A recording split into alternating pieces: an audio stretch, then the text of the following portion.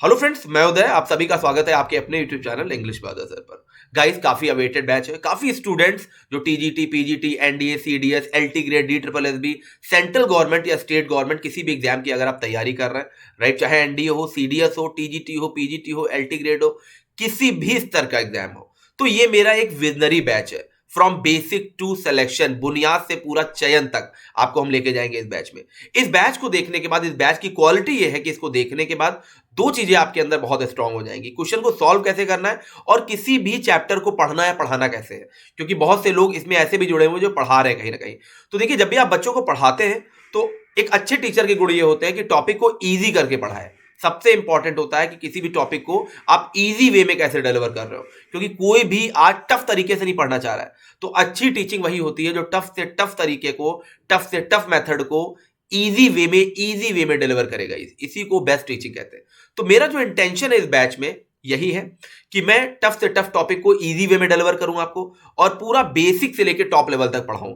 तो पहले स्टार्टिंग के गाइस 2 से 3 वीडियो तो पूरे कॉन्सेप्ट पर रहेंगे कि चैप्टर या टॉपिक स्टार्ट करने से पहले मैं आपको कुछ ग्रामर के बेसिक्स बताना चाहता हूं कि इन बेसिक्स को क्लियर करने के बाद हर चैप्टर में वो बेसिक आपको मिलेंगे, तो बार बार मुझे ना बताना पड़े या बार बार आपको पूछना ना पड़े कि सर ये चीज यहां पर क्या है। तो शुरुआत के 2 से 3 वीडियोज में सारी चीजें मैं क्लियर कर दूंगा।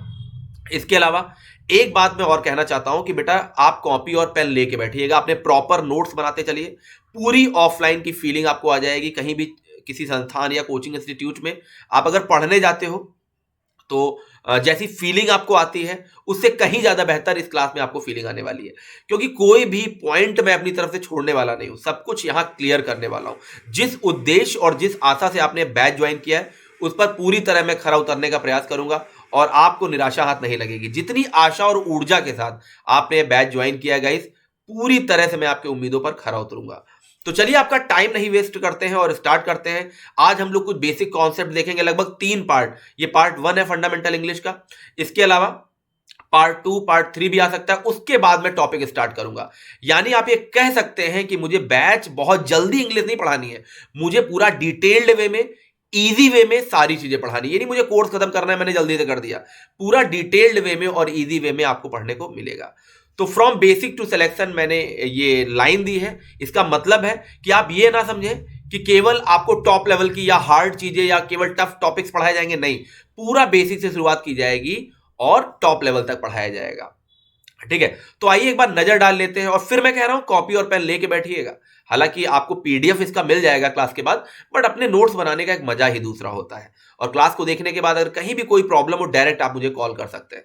आशा करूंगा, उम्मीद करूंगा कि कोई आपको प्रॉब्लम ना हो। ठीक है, तो चलिए स्टार्ट करते हैं। एक बार मैं देख लेता हूं कि मुझे पढ़ाना आपको क्या क्या है और आपको पढ़ना क्या क्या है। तो सबसे पहले मैं आपको बता दूं कि आपको देखना है पार्ट्स ऑफ स्पीच।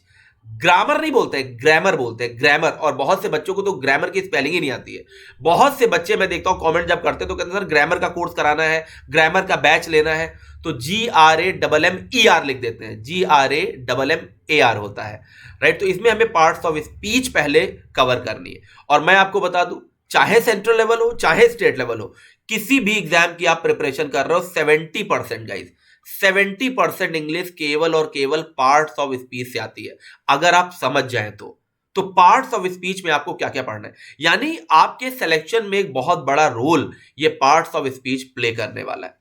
तो इसमें आपको नाउन पढ़ना है, प्रोनाउन पढ़ना है, वर्ब पढ़ना है, adverb, adjective, preposition, conjunction, interjection और डिटरमिनर्स भी गाइज आपको पढ़ने हैं। बहुत से बच्चों को लगता है, बहुत से लोगों को लगता है, बहुत से टीचर्स को लगता है कि पार्ट्स ऑफ स्पीच 8 होते हैं, बट मॉडर्न इंग्लिश में मैं आपको बता दूं, मॉडर्न इंग्लिश में पार्ट्स ऑफ स्पीच 9 होते हैं। इसमें एक डिटरमिनर भी जुड़ गया गाइस। डिटरमिनर भी बहुत ही इंपॉर्टेंट रोल प्ले करते हैं। तो noun, pronoun, verb, adverb, adjective, preposition, conjunction, interjection और डिटरमिनर्स भी आपको पढ़ना है। तो पार्ट्स ऑफ स्पीच का गाइस मतलब क्या होता है? देखिए, पार्ट्स आपको पता है, और स्पीच एक सेंटेंस होता है। स्पीच एक वाक्य होता है, एक सेंटेंस होता है। ठीक है, तो जैसे अगर मैं यहां पे एक सेंटेंस, छोटा सा एक सेंटेंस लिखता हूं, right, he is my brother, he is my brother, छोटा सा एक सेंटेंस मैं लिख रहा हूं। तो देखिए, ये एक स्पीच है, और इसमें जो वर्ड्स आए ना छोटे छोटे, ये इसका पार्ट है। तो इन्हीं दोनों को मिला के बनता है पार्ट्स ऑफ स्पीच। तो अब इसमें देखिए, ही क्या है? एक प्रोनाउन आया है। इस क्या है? एक वर्ब आया है। माई यहां पर क्या है? माई एक डेटरमिनर है गाइस, डेटरमिनर का काम कर रहा है। एडजेक्टिव मोस्टली डेटरमिनर्स ही कहलाते हैं। तो आर्टिकल्स हो गया, एडजेक्टिव हो गया, बहुत सारी चीजें जो आगे डिटेल्ड वे में मैं पढ़ाऊंगा। तो जो माई है यहां पर डेटरमिनर का काम कर रहा है। ब्रदर क्या हो गया, नाउन हो गया। तो आपने देखा इस छोटे से सेंटेंस में 3 से 4 मेंबर्स मिलकर एक सेंटेंस को बना रहे हैं। तो जब भी आप कोई सेंटेंस बोलते हो तो उसके जो पार्ट्स होते हैं वो पार्ट्स ऑफ स्पीच कहलाते हैं। कोई भी दुनिया का सेंटेंस इससे बाहर नहीं है। Noun, pronoun, verb, adverb, adjective, preposition, conjunction, interjection, determiner. आप दुनिया का कोई सेंटेंस हमको बोल के दिखाइए जिसमें ये मेंबर्स ना आए हो। तो अब क्लियर हो गया होगा कि एक स्पीच को बनने के लिए उसके पार्ट्स का होना बहुत जरूरी है। और पार्ट्स कहां से आते हैं, ये देखिए, noun, pronoun, verb, adverb, adjective, preposition, conjunction, interjection और डेटरमिनर। क्लियर। तो ये छोटी छोटी बातें आपको समझनी, बिल्कुल बेसिक लेवल से मैं लेके चलूंगा गाइस, बिल्कुल बेसिक लेवल से, ठीक है। इसके अलावा वॉइस आपको पढ़ना है। वॉइस को ही एक्टिव पैसिव वॉइस कहते हैं। वॉइस को केवल आप ये ना समझें कि एक एक्टिव होगा और 4 उसके ऑप्शंस होंगे। Active passive voice guys fillers में भी आता है, फिल इन द ब्लैंक्स में आप देख सकते हैं, एरर्स में देख सकते हैं। इससे एरर्स आ सकते हैं, सेंटेंस इंप्रूवमेंट आ सकता है। मतलब वॉइस मैं आपको इस तरह पढ़ाने वाला हूं कि उसके बाद चाहे फिल इन द ब्लैंक्स आए, चाहे एरर्स आए, किसी भी टाइप का क्वेश्चन है, आपको प्रॉब्लम नहीं होगी।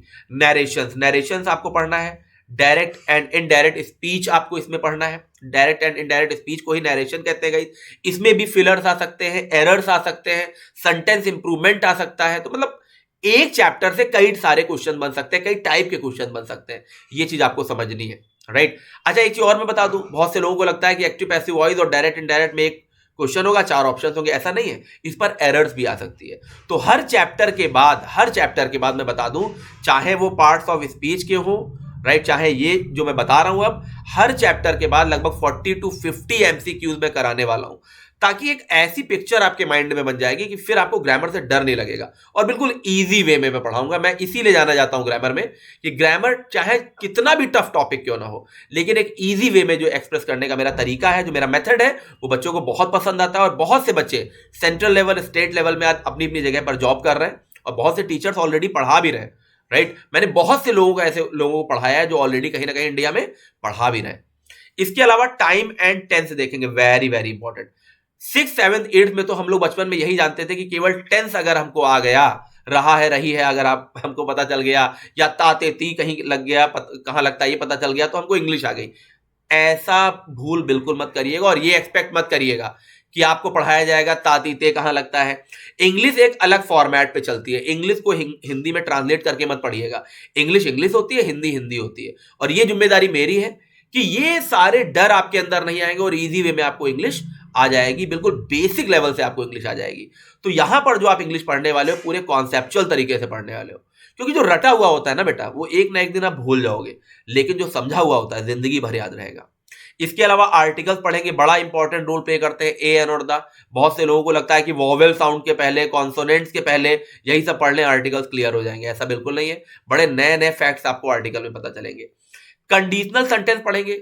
इस चैप्टर से 100% 1 से 2 नंबर के क्वेश्चन आते ही आते हैं। सब्जेक्ट वर्ब एग्रीमेंट पढ़ेंगे, very important guys, very important. इस चैप्टर में सब्जेक्ट वर्ब एग्रीमेंट में आपको पता चलेगा, मतलब हिला देने वाले कॉन्सेप्ट्स आपको पता चलेंगे। आपको लग रहा होगा यहां पर प्लूरल वर्ब आएगा लेकिन सिंगुलर आएगा, आपको लग रहा होगा यहां सिंगुलर वर्ब आएगा लेकिन प्लूरल आएगा। इसी को कॉन्सेप्ट्स कहते हैं, राइट। और आज इस बेसिक क्लास में ही बहुत कुछ मैं आपको बताने वाला हूं। इसके अलावा मॉडल्स पढ़ेंगे, कैन कुड का यूज पढ़ेंगे, मे माइट का यूज पढ़ेंगे, विल वुड का यूज पढ़ेंगे, माइट का यूज पढ़ेंगे, यूज टू का यूज पढ़ेंगे, मस्ट का यूज पढ़ेंगे। मॉडल्स भी बड़ा इंपॉर्टेंट रोल प्ले करते हैं। तो ये सारी चीजें हमें पढ़नी है, राइट। इसके अलावा इडियम्स एंड फ्रेजल वर्ब पढ़ेंगे, बड़ा इंपॉर्टेंट रोल प्ले करते हैं, हर एग्जाम में आते हैं। वोकैबुलरी पढ़ेंगे। अब एक चीज और मैं बता दूं, वोकैबुलरी जो 10:30 बजे मेरा फ्री सेशन चलता है उसमें मैं लगभग कराता रहूंगा, राइट, क्योंकि वोकैबुलरी का कोई छोर नहीं है। वोकैबुलरी एक इंटरेस्टिंग टॉपिक होता है कि अगर आपको इंग्लिश में इंटरेस्ट है तो वोकैबुलरी बच्चे पढ़ते रहते हैं। तो मैं इस तरह से वोकैबुलरी पढ़ाने वाला हूं कि आपको दिक्कत नहीं होगी। इसमें आप सिनोनियम कवर करेंगे, एंटोनियम। सिनोनियम एंटोनियम कुछ और नहीं होता, वोकैबुलरी का ही पार्ट होता है। वोकैबुलरी में कई लेवल से आपको पढ़ाऊंगा, राइट गाइस। रूट लेवल से आपको वोकैबुलरी पढ़ाई जाएगी, राइट। प्रीफिक्स लगाकर वोकैबुलरी पढ़ाऊंगा, सफिक्स लगाकर वोकैबुलरी पढ़ाऊंगा, ट्रिकी वोकैबुलरी भी आपको पढ़ाई जाएगी, ट्रिक से पढ़ाई जाएगी। मतलब कई सारे लेवल से आपको वोकैबुलरी पढ़ाई जाएगी। टफ से टफ वर्ड्स सेकंड्स में आपको याद हो जाएगा। इसके अलावा होमोफोन्स हम लोग देखेंगे। होमोफोन्स भी वोकैबुलरी का ही एक पार्ट है। होमो मतलब एक जैसा, साउंड, होमो मतलब एक जैसा, और फोन मतलब साउंड। साउंड एक ही जैसे होते हैं लेकिन मीनिंग डिफरेंट डिफरेंट होती है। One word, one words often confused, ये इसमें हम पढ़ेंगे। इसके अलावा वन वर्ड सब्स्टिट्यूशन हम पढ़ेंगे। वर्ड्स ऑफन कंफ्यूज्ड का मतलब है दोनों वर्ड्स एक जैसे आपको लगेंगे, कंफ्यूज करेंगे, लेकिन मैं आप लोग को बता दूं उनकी मीनिंग डिफरेंट डिफरेंट होती है, राइट। उनके साउंड डिफरेंट डिफरेंट होते हैं, होमोफोन जैसे, ये सब हम लोग इसमें पढ़ेंगे। वन वर्ड सब्स्टिट्यूशन वैसे तो वोकैबुलरी में ही आता है, बट हर एक सिचुएशन के लिए एक वर्ड बना हुआ है। जैसे किसी को बंद जगह में अगर हम बंद कर दें, उसको बहुत डर लगने लगेगा तो क्लस्ट्रोफोबिया, तो ये वन वर्ड सब्स्टिट्यूशन है। किसी को ऊंचाई से डर लगता है तो एक्रोफोबिया, तो ये वन वर्ड सब्स्टिट्यूशन है। तो इस तरह की बहुत सारी चीजें हम लोग पढ़ने वाले हैं, वन वर्ड सब्स्टिट्यूशन भी देखेंगे। इसके अलावा बहुत सारी मिसलेनियस चीजें जो मैंने यहां नहीं लिखी, जैसे हम लोग क्या पढ़ेंगे, जेरंड पढ़ेंगे, क्या होता है, पार्टिसिपल्स क्या होते हैं, ये सब हम लोग वर्ब्स में कवर कर लेंगे। पार्टिसिपल्स क्या होते हैं, जेरंड क्या होते हैं, ये सारी चीजें भी हम लोग देखेंगे। तो बिल्कुल प्रॉब्लम नहीं होने वाली है आपको। बहुत सारी चीजें जो आपको यहां पर नहीं दिख रही होंगी आपको कवर कराई जाएंगी, मिसलेनियस चीजें प्रैक्टिस में कवर कराई जाएंगी। बीच बीच में मैं कॉन्सेप्ट के साथ पढ़ाता रहूंगा, तो ये सारी चीजें आप लोगों को मिलेंगी, ठीक है। तो चलिए आज स्टार्ट करते हैं। आज क्योंकि फर्स्ट क्लास है, मैंने आपको बताया ये सब आपको पढ़ाया जाएगा। कुछ कॉन्सेप्ट हम लोग देख लेते हैं। तो इंग्लिश स्टार्ट करने से पहले मैं आप लोग को बता दूं पढ़ना क्या है। तो सबसे पहले हम लोग ग्रामर के कुछ बेसिक रूल्स पढ़ेंगे। तो ग्रामर बेसिक पार्ट 1 में सबसे पहले हम लोग क्या पढ़ेंगे, सबसे पहले हम लोग पार्ट्स ऑफ स्पीच का रिलेशन पढ़ेंगे कि आखिर इंग्लिश में कोई चैप्टर पढ़ाया जाता है तो क्यों पढ़ाया जाता है, उसकी नीड क्यों पड़ी, उसकी जरूरत क्यों पड़ी हमें, सबसे पहले हम लोग ये देखेंगे। तो सबसे पहले पार्ट्स ऑफ स्पीच का आपस में हम रिलेशन पढ़ेंगे। जैसे नाउन, नाउन का क्या रिलेशन होता है, नाउन का आर्टिकल से क्या रिलेशन है, नाउन का प्रोनाउन से क्या रिलेशन है, नाउन का वर्ब से क्या रिलेशन है, नाउन का एडजेक्टिव से क्या रिलेशन है, नाउन का प्रेपोजिशन से क्या रिलेशन है, नाउन का एडवर्ब से क्या रिलेशन है, नाउन का कंजंक्शन से क्या रिलेशन है। सर्किल में मैंने नाउन को ही क्यों रखा है ये आपको आगे धीरे धीरे पता चल जाएगा, राइट। ये चीज आप ध्यान रखिएगा, राइट। या आप यूं कह सकते हैं इन सबका आपस में क्यों रिलेशन है, क्या रिलेशन है। हर चैप्टर को अलग अलग स्टार्ट करने से पहले मैं आपको एक बार एक रिलेशन बता देता हूं, क्योंकि देखिए ऐसा तो है नहीं कि अगर मैंने लिखा the police are coming towards us, तो आप कहोगे सर नाउन पढ़ा रहे हो, अभी आप केवल पुलिस के बारे में बताओ, टूवर्ड्स के बारे में ना बताओ, अस के बारे में ना बताओ, आर्टिकल द के बारे में ना बताओ। अभी तो हम नाउन पढ़ रहे हैं, केवल पुलिस के बारे में पढ़ लेते हैं, पुलिस एक नाउन होता है। तो ऐसा तो पॉसिबल नहीं है। सेंटेंस तो आपको होलनेस में देखना होगा ना, संपूर्णता में देखना होगा। कोई भी सेंटेंस आप केवल यूनिटी में नहीं देख सकते हो। यूनिटी का मेरा यहाँ कहने का मतलब है कि यूनिट में नहीं देख सकते हो कि केवल उसी को हम देख लें और हम कोई चैप्टर ना देखें, तो ऐसा तो पॉसिबल नहीं है। आप सब्जेक्ट देखोगे तो वर्ब भी देखोगे तो आर्टिकल भी देखोगे, मतलब सबको मिला के आप सेंटेंस को महसूस करोगे कि इसमें एरर कहाँ है, इसमें एरर है कि नहीं है, या कोई वर्ड आया है तो किसके लिए आया है। तो ये कहने का मेरा मतलब है, यूनिटी का मेरा मतलब ये है। यूनिटी का मेरा मतलब यहां पर ये कहने का, किसी भी चैप्टर को आप इंडिविजुअल तरीके से नहीं पढ़ सकते जब तक उस चैप्टर पर दूसरे चैप्टर का क्या प्रभाव है ये आपको ना पता हो, राइट। तो ये चीजें हम लोग देखने वाले हैं गाइस इसमें, ठीक है। तो चलिए आगे बढ़ते हैं। इंग्लिश आपको हम पढ़ाएंगे कैसे, देखिए ग्रामर। ग्रामर सबसे पहले आपको हम ग्रामर में क्या पढ़ाएंगे, कॉन्सेप्ट पढ़ाएंगे। हर बार की तरह हर बैच में मैं बताता हूं कि सबसे पहले किसी भी चैप्टर का मैं आपको पढ़ाऊंगा कॉन्सेप्ट। कॉन्सेप्ट तो आपने पढ़ लिया, ज्ञान तो आपने बटोर लिया कि नाउन क्या होता है, प्रोनाउन क्या होता है, वर्ब क्या होता है, एडवर्ब क्या होता है, एडजेक्टिव क्या होता है, ये सब तो आपने बटोर लिया। लेकिन उसे अप्लाई कैसे करना है, एग्जाम में वो कैसे आता है, ये हमें देखना है। भाई नाउन तो आपने पढ़ लिया, लेकिन आपके मन में क्वेश्चन होगा कि सर नाउन से क्वेश्चन एग्जाम में कैसे आएंगे, ये भी तो क्वेश्चन होगा कि भाई केवल नाउन के काइंड्स आपने रट लिए, नाउन की डेफिनेशन रट ली, इंपॉर्टेंट फैक्ट्स रट लिए, केस रट लिए, एरर पढ़ ली। तो बेटा चैप्टर को पढ़ाने के बाद उसके इंपॉर्टेंट जो फैक्ट्स हैं, जो एप्लीकेशन है, एप्लीकेशन का मतलब है चैप्टर को अप्लाई कैसे करना है, हाउ टू अप्लाई, की एग्जाम में कैसे आता है, ये आपको एप्लीकेशन में पढ़ाया जाएगा। हर चैप्टर के बाद उसकी प्रैक्टिस कराई जाएगी, उसे हम क्या कहते हैं, application. Vocabulary, side by side आपको वोकैबुलरी के भी वर्ड्स पढ़ाए जाएंगे। ये वोकैबुलरी का बेटा लगभग फ्री सेशन रहेगा मेरा। ये यूट्यूब पर मैं वोकैबुलरी प्रैक्टिस सेट में कराता रहूंगा, और मुझे अगर ऐसा लगता है तो वोकैबुलरी के मैं वीडियो भी अपलोड करता रहूंगा। लेकिन वोकैबुलरी बड़ा इंटरेस्टिंग टॉपिक है, इसका कोई छोर नहीं है। फिर भी 1000 से 1500 केवल ऐसे वर्ड्स हैं, अगर आपके वो तैयार हो तो एग्जाम में उससे बाहर नहीं आता है। ये मैंने रिसर्च की है वोकैबुलरी के बारे में। केवल 1500 वर्ड्स आप तैयार कर लीजिए, उसी से बेटा घूम घूम के सभी एग्जाम में वर्ड्स आते रहते हैं। तो वोकैबलरी की एक मैं सीरीज यूट्यूब पर चलाऊंगा, वहां से आपके सारे वर्ड्स क्लियर हो जाएंगे, क्योंकि एक बड़ा टॉपिक है, एक बड़ा चैप्टर है, एक बड़ा लीड है मेरे सामने ग्रामर पढ़ाने की। तो पूरा फोकस्ड मैं रहूंगा ग्रामर पर और उसके एप्लीकेशन पर, और बीच बीच में वोकैबलरी के वीडियोस भी आते रहेंगे। जैसा मैंने आपको बताया कि वोकैबलरी गाइस मैं आपको रूट लेवल से पढ़ाऊंगा, राइट, रूट लेवल से पढ़ाई जाएगी, ट्रिक से पढ़ाई जाएगी। अभी मैं 3-4 वर्ड आपको ट्रिक से बताऊंगा, आपको देखिए कितनी आसानी से लर्न हो जाएंगे। प्रीफिक्स लगा के बनाते हैं, सफिक्स लगा के बनाते हैं, ये सब आपको पढ़ाया जाएगा, राइट, याद रखिएगा। जैसे लार्ज का देखिए एनलार्जमेंट हो गया, तो इसमें एन लग गया, प्रीफिक्स लग गया, तो इस तरह से भी चीजें आपको पढ़ाई जाएंगी। हाउ टू अप्लाई, जैसे मान लीजिए आपने नाउन पढ़ा है, मान लीजिए मैंने आपको नाउन चैप्टर पढ़ाया, तो देखिए एक वर्ड होता है आयरन्स, और उसी का हो गया आयरन्स। तो आयरन और आयरन्स में क्या डिफरेंस है, वैसे मैंने पढ़ाया है, लेकिन फिर भी अगर एग्जामिनर ने पूछ दिया, बिल्कुल बेसिक सी बात है, तो ये बेटा नाउन का टॉपिक है, नाउन के टॉपिक में सारी चीजें क्लियर की जाएंगी। या मैंने कहा रिच और रिचेस में क्या डिफरेंस है, ये आपको नाउन में पता चलेगा कि रिच तो आपने बचपन से सुना होगा, लेकिन रिचेस ये क्या होता है, गलत कर बैठेंगे। बहुत से लोगों को लगता है कि सर इसका कोई मतलब ही नहीं होता है, लेकिन ऐसा नहीं है। रिच का मतलब क्या होता है, अमीर, ये एक एडजेक्टिव है, लेकिन रिचेस क्या होता है, एसेट्स, धन संपदा, अमीरी। आयरन क्या होता है, आयरन एक मेटल है, मटेरियल नाउन है, लेकिन आयरन का मतलब क्या हो गया, जंजीरें, बेड़ियां, शेकल्स बोल सकते हो, चेन्स बोल सकते हो। तो ये सारी चीजें आपको पता चलेंगी, ये सारी चीजें किसमें पता चलेंगी, आपको एप्लीकेशन में पता चलेंगी। नाउन जैसे मैंने पढ़ाया, तो इस तरह के मैं डिफरेंसेस आपको बताऊंगा। जो भी इंपॉर्टेंट फैक्ट्स हैं वो सारे आपको बताए जाएंगे। जैसे न्यूज में एस लगा है लेकिन सिंगुलर है, राइट, कैटल में एस नहीं लगा है फिर भी प्लूरल है। तो ये छोटे छोटे फैक्ट बिल्कुल बेसिक से मैं बता रहा हूं। जब मैं नाउन चैप्टर पढ़ाऊंगा तो इस तरह के फैक्ट्स आपके क्लियर किए जाएंगे। क्या फर्क होता है एयर और एयर्स में, राइट, एयर और एयर्स में क्या फर्क होता है, ये सारी चीजें आपकी क्लियर की जाएंगी कि एयर का मतलब एटमॉस्फेयर और एयर्स का मतलब क्या हो गया, आपका बिहेवियर। तो आपने एयर तो बचपन से सुना होगा, लेकिन ये सर एयर्स क्या होता है, ये सब आपको पता चलेगा। इसी को कहते हैं बेटा कॉन्सेप्ट। या मैं आपको बताऊं, जैसे एक वर्ड होता है लॉन्ग, जैसे एक वर्ड होता है गाइस लॉन्ग, ठीक है। अब लॉन्ग क्या होता है, देखिए इसको जरा मैं इरेज कर लेता हूं, ठीक है। जैसे मान लीजिए एक वर्ड होता है लॉन्ग। अब मैं अगर आपसे पूछ रहा हूं लॉन्ग क्या होता है, तो 90% बच्चों के मन में चल रहा होगा कि सर लॉन्ग का मतलब तो लेंथ या लंबाई होती है।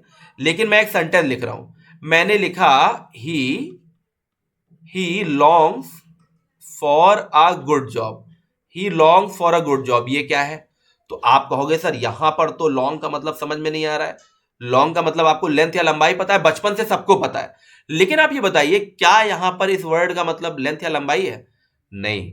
एक लॉन्ग का मतलब डिजायर भी होता है, एक लॉन्ग का गाइस मतलब डिजायर भी होता है, चाहत भी होता है, चाहना, कीन डिजायर, इच्छा भी होता है, राइट। और उसके साथ प्रेपोजिशन क्या आता है, फॉर हमेशा आता है। तो देखिए 2 मार्क्स के आपके क्वेश्चन क्लियर हो गए। एक लॉन्ग का मतलब भी आपको पता चला और आपको यह भी पता चला इसके साथ प्रेपोजिशन क्या आता है। ऐसे ही लॉन्ग हो गया तो एक वर्ड इसी का सिनोनियम होता है क्रेव, एक वर्ड होता है पाइन, राइट, क्रेव हो गया, पाइन हो गया, यर्न हो गया, डिजायर तो होता ही। देखिए 5 वर्ड्स आपके तैयार हो गए, 5 वर्ड्स आपके तैयार हो गए, और इन सभी के साथ गाइस क्या आता है, फॉर आता है। तो ये सब कब पढ़ोगे, ये सब एप्लीकेशन में, कॉन्सेप्ट से एप्लीकेशन में ये सारी चीजें आपको पढ़ाई जाएंगी।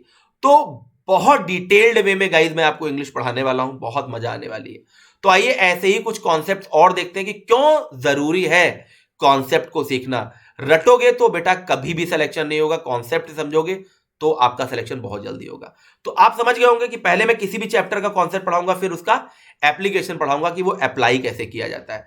तो he long for a good job का मतलब है वो एक जॉब चाहता है, उसे एक जॉब की इच्छा है, ये नहीं कि वो एक लंबी जॉब चाहता है, राइट, ये है।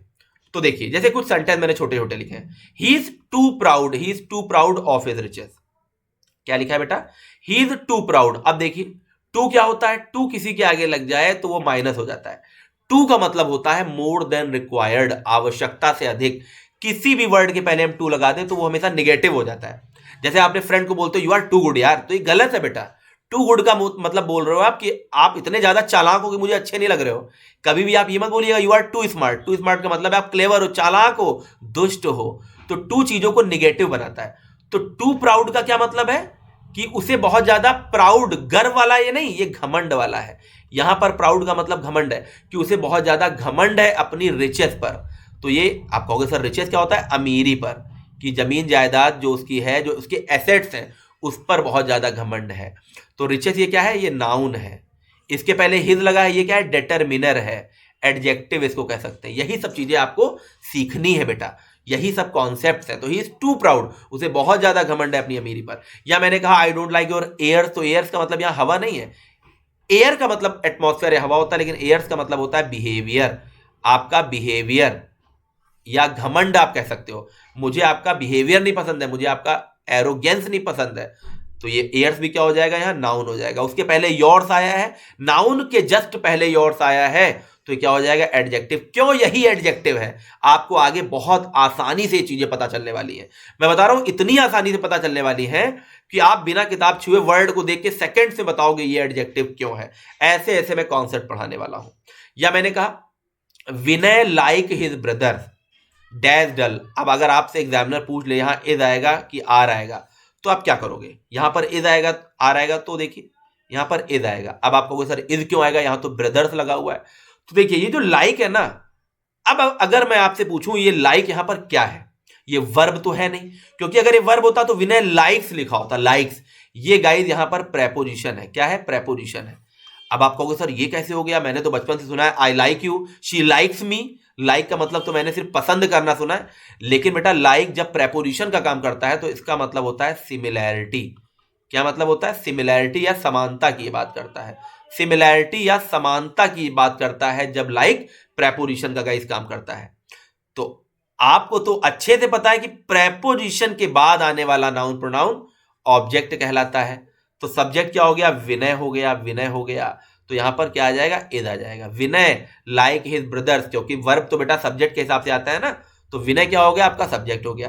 प्रेपोजिशन के बाद याद रखिएगा, लिख लीजिएगा, इंग्लिश में जैसे वर्ब का अपना एक ऑब्जेक्ट होता है, वैसे प्रेपोजिशन के बाद जो भी नाउन प्रोनाउन आता है वो ऑब्जेक्ट का ही काम करता है। जैसे जैसे देखिए मैंने आप लोगों से कहा, एक मिनट बेटा, बिल्कुल यहीं पे मैं बता दे रहा हूं।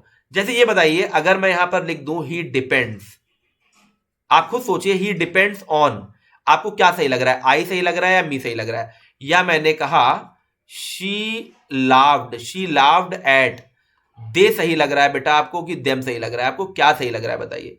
जितने भी स्टूडेंट्स देख रहे हैं हमको आंसर दें।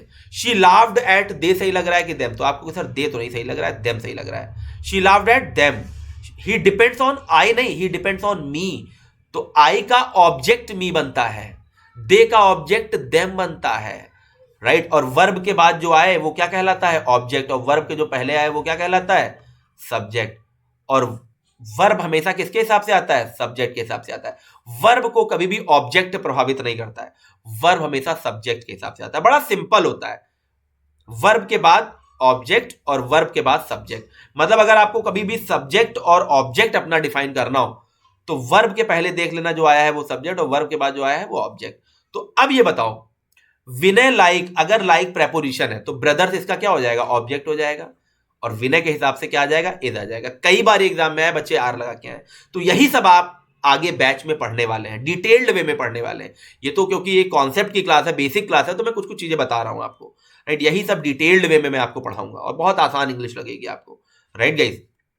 तो देखिए एक सेंटेंस आपकी स्क्रीन पर लिखा हुआ है, एक सेंटेंस लिखा हुआ है, राइट। अब अगर कॉन्सेप्ट की बात कर ले, क्योंकि अब ये पूरा बैच कॉन्सेप्ट पर आधारित है, आपको कभी कोई प्रॉब्लम नहीं होने वाली। तो जैसे एक आपकी स्क्रीन पर लिखा है एक sentence, everyone but you has invited to the party. देखिए देखिए, बहुत से बच्चे पहली बार देख रहे होंगे, everyone but you has invited to the party, ये एक सेंटेंस है। अब आप कहोगे सर यू के साथ तो मैंने बचपन से हैव सुना है, यू हैव होता है, ये हैज कैसे आ रहा है। तो बेटा बिल्कुल सही है, क्योंकि बट यहां पर काम क्या कर रहा है, बट यहां पर काम कर रहा है प्रेपोजिशन का। किसका काम कर रहा है, प्रेपोजिशन का। क्यों, बचपन से आपने सुना है कि बट का मतलब क्या होता है, लेकिन, और जब बट लेकिन का काम करता है तो बेटा ये कॉन्ट्रास्ट शो करता है। क्या शो करता है, कॉन्ट्रास्ट। आगे फॉर्मूला मैंने लिख दिया, और उस समय वो कंजंक्शन का काम करता है, कंजंक्शन, राइट। किसका काम करता है, कंजंक्शन। लेकिन बट का एक मतलब बेटा प्रेपोजिशन भी होता है, बट एक रोल इंग्लिश में प्रेपोजिशन का भी प्ले करता है। इसीलिए ये बैच आपके लिए इंपॉर्टेंट है। अब आप बताइए, आप में से कितने लोगों को पता था कि बट एक काम प्रेपोजिशन का भी करता है, और जब बट एक काम प्रेपोजिशन का करता है तो ये क्या हो जाता है, ये देखते हैं। ये देखिए, तो देखिए मैंने दोनों मीनिंग यहां पर लिख दिए हैं। बट जब ये प्रेपोजिशन का काम करता है, क्योंकि कंजंक्शन तो आप सबको पता होगा इसका मतलब होता है, लेकिन ये कॉन्ट्रास्ट शो करता है। जानने की जरूरत है कि जब ये प्रेपोजिशन बनता है तो ये क्या करता है। तो ये एक्सक्लूजन शो करता है। एक्सेप्ट मतलब इसको छोड़कर, इसके सिवाय, मतलब टोटल में से किसी पार्ट को हम अलग करते हैं तो क्या हो जाता है, बट।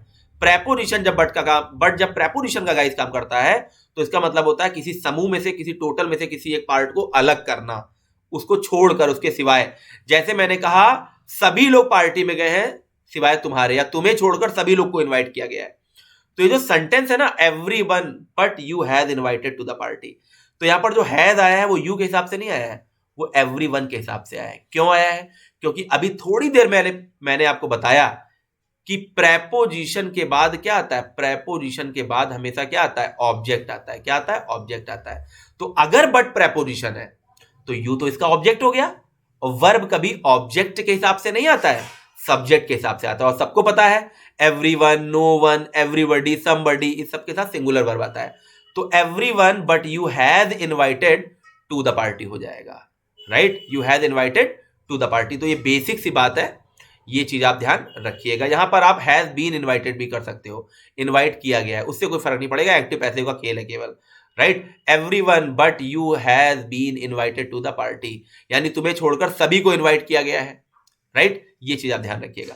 तो ये कॉन्सेप्ट है कि ये जो बट है जब ये प्रेपोजिशन का काम करेगा तो इसका मतलब होता है किसी टोटल में से किसी पार्ट को अलग कर देना। यानी आप एक्सेप्ट बोल सकते हो, जैसे आप कहते हो ना कि आई लाइक एवरीवन एक्सेप्ट करण, करण को छोड़कर मैं सबको पसंद करता हूं। तो जब ये प्रेपोजिशन का काम करेगा तो ये कहलाएगा। और जब ये कंजंक्शन का काम करता है तो ये क्या शो करता है, कॉन्ट्रास्ट, विरोधाभास शो करता है। एक सेंटेंस देखिए मैंने यहां पर लिखा हुआ है, he has lots of money, उसके पास बहुत सा धन है, but he is not happy, लेकिन वो खुश नहीं है। तो अब ये बताओ ये क्या शो कर रहा है, मनी उसके पास है, ये तो पॉजिटिव बात है, लेकिन वो खुश नहीं है, तो माइनस हो गया ना, तो ये विरोधाभास शो कर रहा है। ये जो पहला वाला मीनिंग है ना बेटा, ये आपको बचपन से पता है, लेकिन ये जो दूसरा मीनिंग है ये आपको पता चल रहा है जब आप कॉन्सेप्ट की क्लास पढ़ रहे हो। तो ये तो छोटी सी बात मैंने बताई, इसी तरह की चीजें आप आगे जाके बैचेज में पढ़ोगे, राइट? इसी तरह की चीजें पढ़ोगे। जैसे एक सेंटेंस और देखिए, लिखा है Kanpur like most Indian cities is polluted and over populated. तो ये बताइए, अब लाइक की अगर बात की जाए तो आप लोग ज्यादातर ये वाला लाइक यूज करते हो, आई लाइक यू, राइट? या मैंने कहा she likes me, she like me, ये वाला आप लोग ज्यादा यूज करते हो। तो ये लाइक तो बचपन से सबको पता है। और जब ये इस तरह के लाइक का हम यूज करते हैं जब लाइक वर्ब का काम करता है, यूं कह लें जब लाइक किसी सेंटेंस में वर्ब का काम करता है तो ये मेंटल स्टेटस या आपके इमोशंस को शो करता है, आपकी भावनाओं को शो करता है कि मुझे वो पसंद है, राइट? मुझे वो नहीं पसंद है, मुझे ये खाना पसंद है, I like to eat rasgulla. तो ये आपके मेंटल स्टेटस और भावनाओं को शो करता है। बट जब लाइक प्रेपोजिशन का काम करता है तो ये बेटा सिमिलैरिटी को शो करता है। किसको शो करता है? तो बच्चे ये सिमिलैरिटी को शो करता है। और आपको तो अच्छे से पता है कि प्रेपोजिशन के बाद हमेशा क्या आता है, ऑब्जेक्ट। अभी मैंने पीछे बताया, आप देख सकते हैं, प्रेपोजिशन के बाद बेटा क्या आता है, हमेशा क्या आता है, ऑब्जेक्ट आता है। ही डिपेंड्स ऑन, आई नहीं होगा, मी, या शी लाव्ड एट, दे नहीं होगा, देम, अभी मैंने बताया था, राइट? तो लाइक यहां पर प्रेपोजिशन का काम कर रहा है, और इसीलिए इसका जो सेंस यहां निकल रहा है समानता या सिमिलैरिटी की बात कर रहा है। मतलब ये कह रहा है Kanpur like most Indian cities, Kanpur जो दूसरे भारत के जो सिटीज है उनकी तरह समानता की बात कर रहा है। पॉल्यूटेड है और ओवर पॉपुलेटेड है, उनमें बहुत ज्यादा जनसंख्या है। तो एक चीज बताइए, अगर लाइक यहां प्रेपोजिशन हो गया तो क्या ये सिटीज वर्ब हो, सब्जेक्ट हो सकता है? नहीं, ये सिटीज तो इसका ऑब्जेक्ट हो गया। और वर्ब कभी भी ऑब्जेक्ट के हिसाब से नहीं आता है, वर्ब बच्चे किसके हिसाब से आता है, सब्जेक्ट के हिसाब से। तो आपका सब्जेक्ट क्या हो गया, कानपुर। कानपुर के अकॉर्डिंग यहां पर क्या यूज हुआ है, इज यूज हुआ है। ये बेसिक सी बात आपको समझनी है। यही एग्जामिनर इसी तरह की चीजों का फायदा उठाएगा। अगर आपको नहीं पता है कि लाइक एक काम प्रेपोजिशन का भी करता है तो आपको कोई सिटीज है यहां तो आर होना चाहिए, यही आप गलती कर बैठोगे। तो यही चीजें आपको समझनी है, राइट? यही बातें मैं समझाने का प्रयास आपको कर रहा हूं। तो देखिए यहां पर मैंने फिगर के माध्यम से बता रखा है कि लाइक जब वर्ब का काम करता है तो क्या काम करता है, जब ये बेटा वर्ब का काम करता है तो ये इमोशंस की बात करता है, मेंटल स्टेटस की बात करता है। बट लाइक जब प्रेपोजिशन का काम करता है तो ये सिमिलैरिटी की बात करता है, और उस समय लाइक के बाद आए हुए नाउन की कोई भी वैल्यू नहीं रह जाती है, उसके पहले वाला जो नाउन होता है वो इंपॉर्टेंट होता है, राइट। उसके पहले वाला जो नाउन होता है वो इंपॉर्टेंट होता है, ठीक है, याद रखिएगा। जैसे एक मैं सेंटेंस यहां लिखना चाहता हूं, एक छोटा सा सेंटेंस है, मैं यहां पर लिखना चाहता हूं, देखिए ये आया हुआ एग्जाम में क्वेश्चन है, ठीक है। जैसे मैं लिखूं, अब देखिए आप सब लोग कर लोगे। मैंने लिखा हरी, हरी लाइक हिज ब्रदर, हरी लाइक हिज ब्रदर डैश डल। बताइए इज डल होगा कि आर डल होगा, आप सभी लोग बताएं।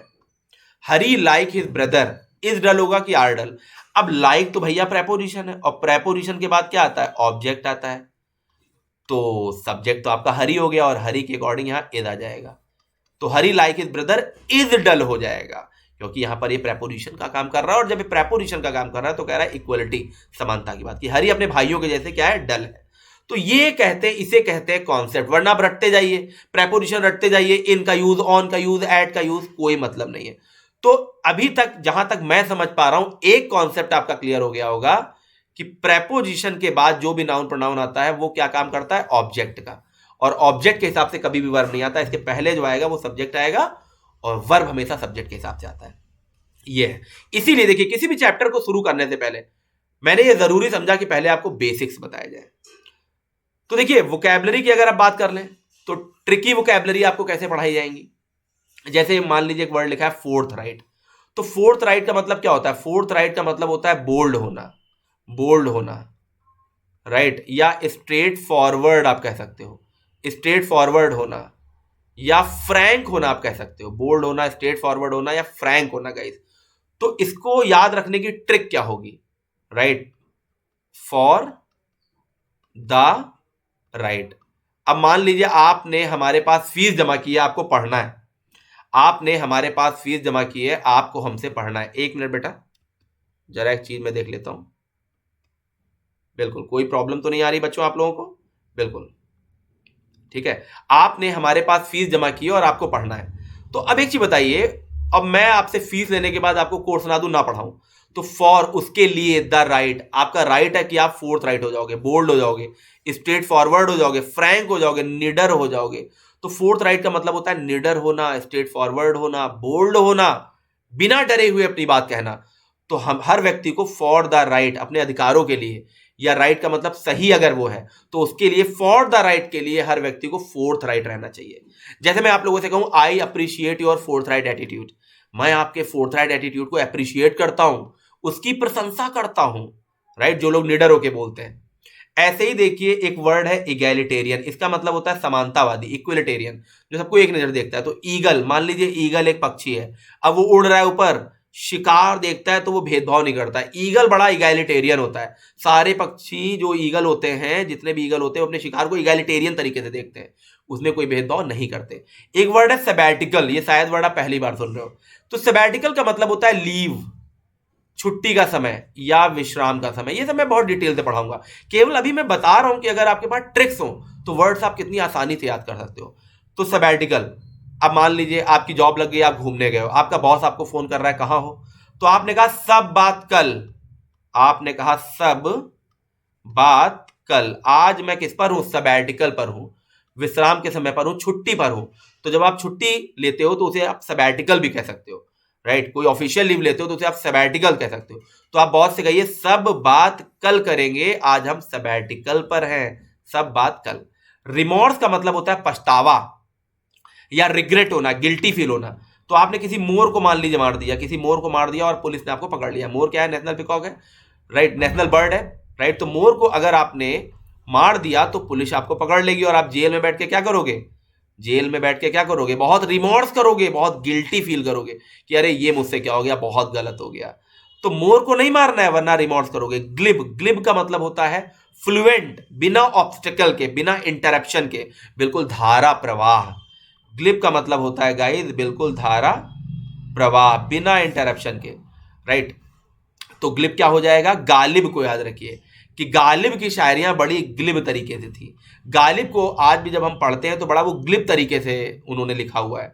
तो फिर से देख लेते हैं। Fourth right, straight forward, for the right trick याद रखिएगा। इगैलिटेरियन, समानतावादी, ईगल जो पक्षी होता है वो सारे शिकार को एक नजर से देखता है। सबैटिकल, सब बात कल करते हैं, आज हम छुट्टी पर है। रिमोर्स, मोर को नहीं मारेंगे, आपका नेशनल बर्ड है ना मोर, तो उसको नहीं मारेंगे वरना जेल हो जाएगी। तो मोर को याद कर करके मैं जेल में रिमोर्स कर रहा था, पछतावा हो रहा था मुझे। ग्लिप, गालिब बड़ा ग्लिप तरीके से लिखते थे, बोलते थे, तो धारा प्रवाह। तो ऐसी ट्रिकी तरीके से, ट्रिक तरीके जो मैं ट्रिक यूज करूंगा उससे आपकी वोकैबुलरी बहुत आसान होने वाली है। राइट, ये चीजें आप ध्यान रखिएगा, ऐसे मैं वोकैबुलरी पढ़ाऊंगा। राइट, तो ये अभी तक आपने क्या सीखा? अभी तक आपने जो सीखा वो क्या सीखा गाइस? अभी तक जो मैंने बताने का आपको प्रयास किया वो मैंने क्या किया? देखिए, मैंने आपको जो बताने का प्रयास किया वो क्या क्या आपने सीखा। मैंने आपको बताया कि कॉन्सेप्ट से पढ़ना है। कॉन्सेप्ट में एक कॉन्सेप्ट आपका क्लियर हो गया होगा कि प्रेपोजिशन के बाद कोई भी नाउन प्रोनाउन आता है वो ऑब्जेक्ट का काम करता है। एक कॉन्सेप्ट ये क्लियर हो गया होगा। राइट, सब्जेक्ट वर्ब प्लस क्या होता है? ऑब्जेक्ट होता है। यानी वर्ब के बाद जो नाउन प्रोनाउन आता है उसका निर्धारण ऑब्जेक्ट की तरह होता है, उसके पहले क्या आता है? सब्जेक्ट आता है। ये आपका क्लियर हो गया होगा। ये सारी चीजें वोकैबुलरी कैसे पढ़ाएंगे? ट्रिक्स से पढ़ाएंगे, राइट, रूट लेवल से पढ़ाएंगे, सब पढ़ाएंगे आपको। बिल्कुल चिंता की जरूरत नहीं है, आपको चिंता करने की जरूरत नहीं है। बस कॉपी और पेन लेके पूरा लिखते जाइएगा। और एक काम जरूर करिएगा, क्लास के बाद हमको कॉल जरूर करिएगा अगर कहीं कोई प्रॉब्लम हो। तो ये सारे कॉन्सेप्ट आपने सीखे। राइट, फिर मैं बोल रहा हूं चाहे जितनी मेहनत मुझे करनी पड़े, मुझे कोई जल्दी नहीं है, लेकिन एक बार पढ़ा देंगे बेटा, उसके बाद आपको कुछ भी करना नहीं पड़ेगा। ठीक है, तो चलिए, तो ये छोटे छोटे कॉन्सेप्ट आपने सीखे। अब हम लोग क्या करने वाले हैं? अब हम लोग पढ़ने वाले हैं रिलेशन। तो सबसे पहले हम लोग नाउन और नाउन का रिलेशन देखेंगे। ग्रामर बेसिक पार्ट 1 में गाइस सबसे पहले हम लोग क्या पढ़ने वाले हैं? रिलेशन पढ़ने वाले हैं। तो सबसे पहले हम लोग नाउन और नाउन का रिलेशन देखेंगे, इसका क्या रिलेशन होता है। तो आइए देखते हैं। कुछ सेंटेंस मैंने लिखे हैं और जो मैं कह रहा हूं सिर्फ उसी पे ध्यान दीजिएगा। सबसे पहले हम देखेंगे नाउन हम पढ़ते क्यों है बेटा। नाउन चैप्टर पढ़ाएंगे उस समय तो हम भी डेफिनेशन बताएंगे, काइंड्स पढ़ाएंगे, सब पढ़ाएंगे। पहले आप देखिए कि कैसे आप नाउन को समझ सकते हैं, कितना आप गलत समझ रहे थे अभी तक किताबों से पढ़ के। तो सबसे हम पहले नाउन को समझेंगे, राइट, कि क्यों ये सब्जेक्ट ऑब्जेक्ट का ही काम करता है, क्या होता है नाउन, ये पहले देख लेते हैं। तो कुछ मैंने सेंटेंस आपके स्क्रीन पर लिखे हैं। Ravi prefer self employment to job any office. Right, तो इसमें रवि क्या हो गया? नाउन हो गया। और प्रेफर्स के पहले आ रहा है तो सब्जेक्ट भी है, वर्ब के पहले आ रहा है तो सब्जेक्ट भी काम कर रहा है, सब्जेक्ट का भी काम कर रहा है। He has come to meet me, has he क्या है? अब वर्ब के पहले आ रहा है तो ये भी सब्जेक्ट है, और ये क्या है? प्रोनाउन है। Running is a good exercise, running is a good exercise, याद रखिएगा क्या लिखा हुआ है? Running is a good exercise. तो रनिंग यहां पर क्या है? सब्जेक्ट की जगह आ रहा है। देखिए मैं आप लोग को बता दूं, वैसे तो वर्ब की आईएनजी फॉर्म क्या होती है? वर्ब की जो आईएनजी फॉर्म होती है वो वर्ब की फोर्थ फॉर्म होती है, कंटिन्यूअस, बचपन से आपको पढ़ाया गया है। लेकिन कब ये वर्ब बनता है अभी आपको पता चलेगा। अभी आप देखिए, ये इज के पहले आ रहा है, वर्ब की जगह पर आ रहा है, सब्जेक्ट की जगह पर आ रहा है, तो ये भी क्या बन गया? सब्जेक्ट बन गया इस सेंटेंस का। Running is a good exercise. To study should be your aim, should के पहले आ रहा है तो ये भी इस सेंटेंस का क्या है? सब्जेक्ट बन गया। ये भी गाइस इस सेंटेंस का क्या बन गया? सब्जेक्ट बन गया। तो अब अगर आपसे कोई पूछे नाउन क्या होता है तो आपको क्या बताना है? आपको कहना है एवरीथिंग इज नाउन। आपको क्या कहना है? Everything is noun. Everything is noun that we can use as a subject और एन ऑब्जेक्ट। हर वो वर्ड नाउन होता है, हर वो चीज नाउन होती है जिसे हम किसी भी सेंटेंस में सब्जेक्ट या ऑब्जेक्ट की जगह पर यूज करते हैं। अब ये बात मैं कह रहा हूं, आप मान ले रहे हो, ना मानो मैं कह रहा हूं, अब मैं प्रूफ करने जा रहा हूं। मेरे कहने से मत मानिएगा, अब मैं इसको प्रूफ करने जा रहा हूं। देखिए, आइए इसको प्रूफ करते हैं। जैसे देखिए, मान लीजिए मैंने कहा Vinay, Vinay is teaching, Vinay is teaching. तो बिना सोचे समझे आप कहोगे कि सर टीचिंग यहां पर वर्ब है। क्यों है? क्योंकि बचपन से हम लोग को पढ़ाया गया है कि इज एम, आर के बाद अगर आईएनजी आ जाए, राइट, वॉज वर्ब के बाद अगर आईएनजी आ जाए, विल बी, शैल बी के बाद अगर आईएनजी आ जाए तो ही ये वर्ब होगा। Present continuous, past continuous, future continuous. ये हम लोग को ऐसा रटा दिया गया था कि इसके अलावा हम कुछ समझ ही नहीं पाए कि और भी ये कुछ काम कर सकता है। लेकिन अब अगर इस वर्ड की मैं प्लेस चेंज करूं, अगर इस सेंटेंस को मैं ऐसे लिख दूं, अगर इस सेंटेंस को मैं लिख दूं teaching is my hobby, teaching is my hobby, अगर मैं इसको ऐसे लिख दूं, गाइस ध्यान दीजिएगा, क्या इस टीचिंग और इस टीचिंग की स्पेलिंग में कोई फर्क है? नहीं, स्पेलिंग में कोई फर्क नहीं है। फर्क है तो प्लेस। किसका फर्क है? प्लेस का, जगह का फर्क है। केवल मैंने इसकी जगह बदली है। तो आज से याद रखिएगा, वर्ड की सूरत पे आपको नहीं जाना है, वर्ड के प्लेस पर जाना है। वर्ड इंपॉर्टेंट नहीं होता है, वर्ड की प्लेस वैल्यू इंपॉर्टेंट होती है। जैसे ही ये इज के पहले आया, सब्जेक्ट बन गया, और जब सब्जेक्ट बन गया तो नाउन बन गया। ऐसे ही नाउन को जेरंड कहते हैं। क्या कहते हैं? जेरंड। क्या होता है जेरंड? आगे आपको डिटेल से पढ़ाया जाएगा, अभी आपको जानने की जरूरत नहीं है। अभी आप ये जानो कि ये सेंटेंस में क्या बन रहा है? सब्जेक्ट। जैसे मैंने लिखा राम इज माई ब्रदर, तो यहां पर इसके पहले राम आया, इसको तो बड़ी जल्दी तुमने नाउन मान लिया, क्योंकि noun is the name, person, place और थिंग में राम है। लेकिन अगर इसी को मैं ऐसे लिख रहा हूं, टीचिंग इज, ये भी तो बेटा इज के पहले आ रहा है। टीचिंग भी तो इस सेंटेंस में इज के पहले ही आ रहा है, तो इसमें कौन से कांटे लगे हुए हैं? इसको आप क्यों नहीं नाउन मान रहे हो? ये भी आपका नाउन है, तो उसकी सूरत पे मत जाइएगा, प्लेस पे जाइएगा। ये इसके क्या, किस पे जाएंगे? प्लेस पे जाएंगे आप। तो ये जो लिखा हुआ था यहां पर, running is a good exercise, running इस सेंटेंस का क्या है? सब्जेक्ट। सब्जेक्ट की जगह आ गया तो नाउन बन गया। ही भी क्या है? सब्जेक्ट। अब क्योंकि नाउन को जो रिप्लेस करे प्रोनाउन कहलाता है, तो नाउन अगर सब्जेक्ट ऑब्जेक्ट बनता है तो ये प्रोनाउन भी सब्जेक्ट ऑब्जेक्ट ही बनता है। तो प्रोनाउन का अपना कोई अस्तित्व नहीं होता है, वो सिर्फ नाउन को रिप्लेस करता है। अगर मैं कोई आपको नॉवेल दूं, वो ही से शुरू हो, मान लीजिए कोई नॉवेल दूं गाइज मैं, और वो ही से शुरू हो, ही से, राइट, और हिम पे खत्म हो जाए, हिम पे उसका दी एंड हो जाए, ही से बेटा वो स्टार्ट हो, तो बताइए आपको नॉवेल समझ में आएगी? मैंने कहा he is my brother, he has lots of money, right, yesterday I see him, है ना, he called me, I called him, he killed him. क्या आपको पता चला ये ही कौन है? नहीं। क्यों नहीं पता चला? क्योंकि मैंने नाउन का यूज किया। तो नाउन अगर सब्जेक्ट ऑब्जेक्ट बन रहा है तो भैया सीधी सी बात है, उसकी जगह पर जो आ रहा है वो भी तो सब्जेक्ट ऑब्जेक्ट बनेगा। तो प्रोनाउन में ऐसा कोई खेल नहीं जो आपको ना समझ में आए, क्योंकि प्रोनाउन सिर्फ नाउन की जगह पर आके नाउन का काम करता है। प्रोनाउन का अपना कोई एक्सिस्टेंस या अपना कोई अस्तित्व नहीं होता है बेटा। तो अगर रवि यहां लिखा है तो ही भी क्या है? रवि हो सकता है, राइट।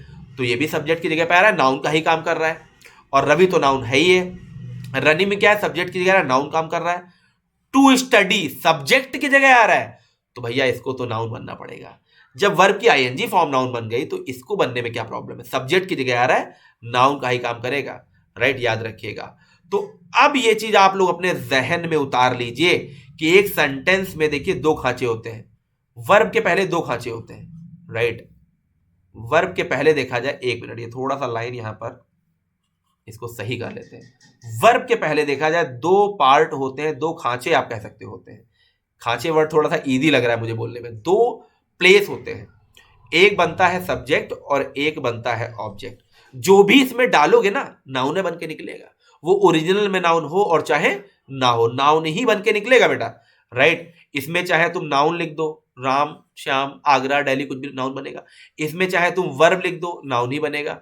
इसमें चाहे तुम एडजेक्टिव लाके रख दो, नाउन ही बनेगा। इसमें चाहे तुम इन्फिनेटिव, इन्फिनेटिव का मतलब होता है 2+V1, टू स्टडी में मैंने पीछे बताया ना, वो इन्फिनेटिव होता है एक तरह से, लेकिन वो सब्जेक्ट की जगह आएगा तो नाउन का ही काम करेगा और कुछ नहीं है। तो इंग्लिश में जैसे एडजेक्टिव किसी की क्वालिटी बताता है, एडवर्ब मॉडिफाई करता है, प्रोनाउन रिप्लेस करता है, प्रेपोजिशन प्लेस बताता है, सबके अपने अपने काम है। तो अब अगर आपसे कोई पूछे नाउन का क्या काम होता है, तो आपको कहना है कि नाउन सब्जेक्ट और ऑब्जेक्ट का काम करता है। किसका काम करता है? सब्जेक्ट और ऑब्जेक्ट का काम करता है। जैसे देखिए मैं आपको बताता हूं, बड़े ही इजी वे में मैं आपको एक्सप्रेस करके बताता हूं। देखिए, एक मैं सेंटेंस लिखता हूं गाइस, एक मैं सेंटेंस लिखता हूं। देखिए, मैंने कहा, आप लोग ध्यान से इसको देखिए, मैंने कहा Vinay is my brother, Vinay is my brother. अब इसमें इज क्या है? वर्ब है, हेल्पिंग ए मेन है, उसका इशू नहीं अभी, क्योंकि मैं नाउन का कॉन्सेप्ट बता रहा हूं, नाउन होता क्या है। तो ये वर्ब है। आप घर गए, आपके छोटे भाई ने पूछा भैया ये इज क्या होता है, तो ये क्वेश्चन बन रहा है कि नहीं, पहले आप ये बताओ। आपके छोटे भाई ने पूछा भैया ये इज क्या है यहां पे, तो अगर उसे ये लाइन इंग्लिश में बोलनी हो तो वो कैसे बोलेगा? वो कहेगा व्हाट इज इज। तो आपका उत्तर क्या होगा जरा आप सोच के बताओ। आप कहोगे देखो भैया इज अ वर्ब। अब बताइए दो इज आ रहे हैं, इसमें नाउन कौन सा है? एक इज ये है, एक इज है। अब आपसे पूछे कोई नाउन कौन सा है, तो ये सब्जेक्ट की जगह पे आ रहा है ना। जैसे मैं लिखता हूं राम इज माई ब्रदर या विनय इज, तो इस इसके पहले ये आ रहा है, ये सब्जेक्ट है कि नहीं? ये सब्जेक्ट है, नाउन है। तो बेटा इस के पहले ये इज आ रहा है, ये भी क्या बन गया? सब्जेक्ट और नाउन। अब बताओ इस जरा किस पर्सन प्लेस या थिंग का नाम होता है, फिर भी ये नाउन बन रहा है कि नहीं सब्जेक्ट के लिए। तो noun is the name person place और थिंग, ये स्कूलों में पढ़ाया जाता है, ये बच्चों को समझाया जाता है कि उनका माइंड उतना ही है, अभी छोटे बच्चे हैं। लेकिन आप प्रिपरेशन कर रहे हो, आपको एक ब्रॉड तरीके से सोचना है कि everything is noun that we can use as a subject और an object. Everything is noun that we can use as a subject और एन ऑब्जेक्ट, कुछ भी हो जाए। जैसे देखिए मैंने लिखा, मैं यहां पे लिखे दे रहा हूं, ठीक है। मैंने लिखा Vinay, Vinay is a good boy, Vinay is a good boy. मैंने कहा बेटा ये गुड क्या होता है, आपको सर गुड एडजेक्टिव होता है। तो मैं ये क्वेश्चन कैसे पूछूंगा इंग्लिश में, मैं आपसे पूछूंगा what is good, what is good, तो आपका आंसर क्या होगा, अब बताइए। इसीलिए मैं कहता हूं इंग्लिश में वर्ड नहीं, वर्ड की प्लेस वैल्यू इंपॉर्टेंट होती है।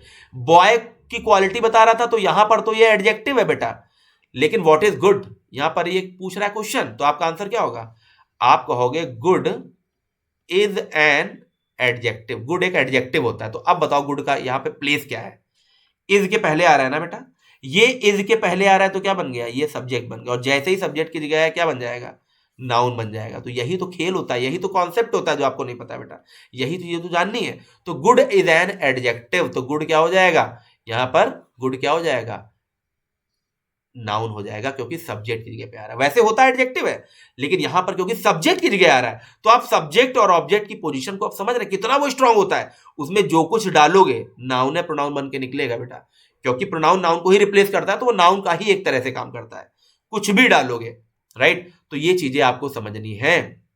तो देखिए रवि नाउन था लेकिन उसका प्लेस सब्जेक्ट का था, नाउन था।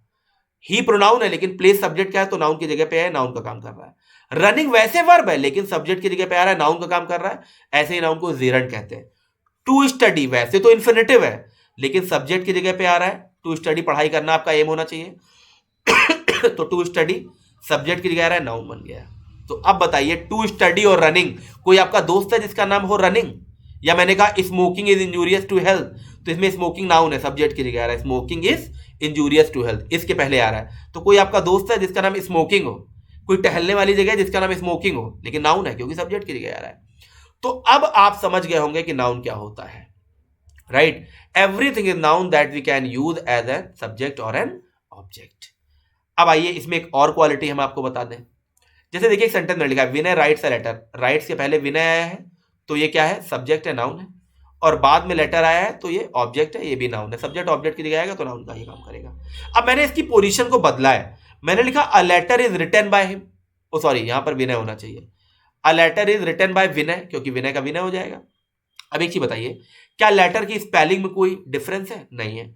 क्या विनय की स्पेलिंग में कोई डिफरेंस है, नहीं है। जबकि पहले सेंटेंस में जो सब्जेक्ट है वो विनय है और दूसरे सेंटेंस का जो ऑब्जेक्ट है वो विनय है। पहले सेंटेंस का जो ऑब्जेक्ट है वो लेटर है, दूसरे सेंटेंस का जो सब्जेक्ट है वो लेटर है, लेकिन नाउन में कोई परिवर्तन नहीं है। तो एक चीज बेटा ध्यान रखिएगा बहुत अच्छे से, राइट, बहुत अच्छे से, वर्ब के पहले लिख लो चाहे बाद में लिख लो, नाउन हमेशा सेम ही रहता है। वर्ब के पहले अगर तुम राम लिख रहे हो तो वर्ब के बाद श्याम नहीं लिख दोगे, वर्ब के बाद भी राम होगा।